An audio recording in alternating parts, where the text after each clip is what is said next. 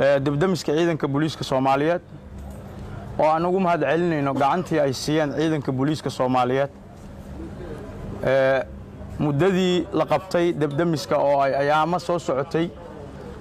waxaan rabnaa inaan u mahad celino odayaasha dhaqanka dhalinyarada indheer garadka intooda badan ee degneed dibdamiska ee nala gartay weyneeyay baahida ummadda Soomaaliyeed degan magaalada Muqdisho iyo guud ahaan dalka bay u qabaan in dibdamis casri ah oo nidaamsan la helo waxaan leeyahay dhammaan bulshada Soomaaliyeed indheer garadka iyo cid walba oo gacan ka siisay in dibdamiska maantay shaqadiisa ay bilaabato waxaan leeyahay waa ku mahadsantii bulshada Soomaaliyeed intii deganeed waxaan rabaa inaan warbixin idinka siiyo ilaa 6 qodob oo ku saabsan arintaas ciidanka booliiska Soomaaliyeed saaka waxay dibdamiska ka wadaan shaqo lagu diyaarinayo goobtaas si loo dhiso xarun weyn oo magaalada Muqdisho u noqon doonta dibdamis la tacaala dhibaatooyinka dabka soo noqnoqday magaalada Muqdisho tan iyo markii ay bilaabatay arinta dibdamiska tirkoob uu sameeyay taliska ciidanka booliiska Soomaaliyeed waxaa gubatay ilaa 147 meelood oo meelo yaryar iyo meelo waaweyn isugu jira oo ay ku baabaaday hanti Soomaaliyeed oo ay bulshada Soomaaliyeed lahayd marka si taal loo la tacaalo ciidanka booliiska Soomaaliyeed saaka shaqo diyaarin goobtii ay wadaan ayagoo kaashanaya odayaasha dhaqanka indheer garadka iyo bulshadii goobtaas deganeed oo aan mahad celin kale laaba siinayno anoo ka wakiila taliska ciidanka booliiska Soomaaliyeed sida aad la socotaan booliisku wuxuu waqti dheer siiyay muwaadiniinta deganeed goobtaas waqtigaas oo maanta ku ekaa odayaashii dhaqanka iyo bulshadii nagala shaqaysay waqtiga maanta ku eg ee arinta dibdamiska noo u mahad celina waa dadku dayasho mudan odayaashii dhaqanka iyo dhalinyaradii ka shaqaysay arinkan dadka intooda badan maadaama ay guureen intay hartayna maanta ciidanka booliiska Soomaaliyeed baawur iyo wax kasta ugu deeqay insha Allah odayaasha dhaqanka iyo dhalinyarada gacanta naga siiyeen aad ay u mahadsan yihiin waxaan kaloo u mahad celinaynaa muwaadiniinta halka deganaa oo intooda badan arinkaas u hoggaansamay oo ay ku mahadsan yihiin anoo rabna inaan u mahad celino bulshada Soomaaliyeed ay ku dayato dadka degan dibdamiska oo garowsaday in baahidan ay tahay baahi taagan oo loo baahan yahay in ummadda Soomaaliyeed loogu adeego goobtii oo qaarkood ayaga si isxilqaana u guuray goobtii ugu guuray muddo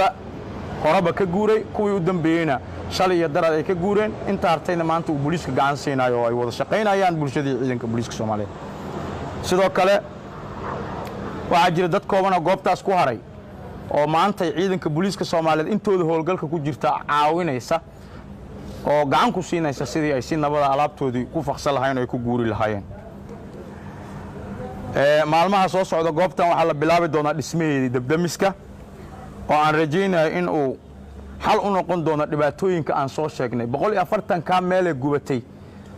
qaab loogu gurmado la waayay in dibdamiskan markii la dhiso uu heli doono qaab loogu gurmado hadday noqon lahayd qaabka casriga ah ee loogu gurmado goobaha dhaadheer dabaqyada iyo qaabka goonida ah ee baabuurta meelaha dhaadheer wax ka tuuri kara dhammaantood waxaan rajaynayaa in dibdamiskan uu dabooli doono baahiyaha bulshada Soomaaliyeed ay qabto number 6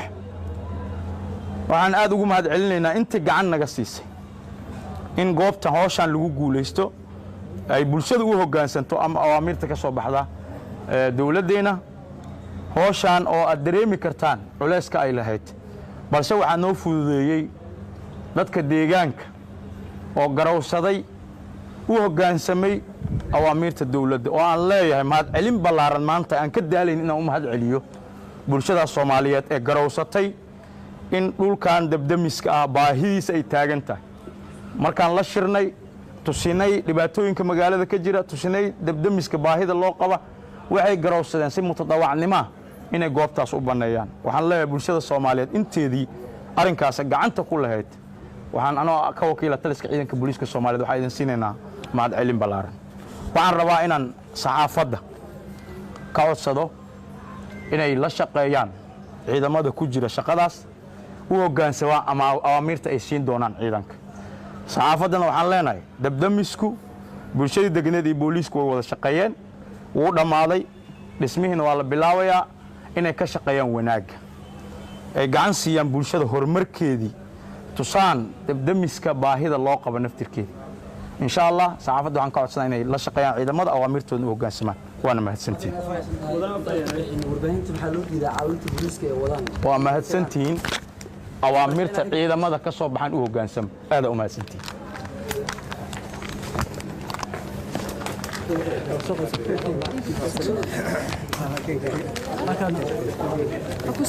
Aku istaagin.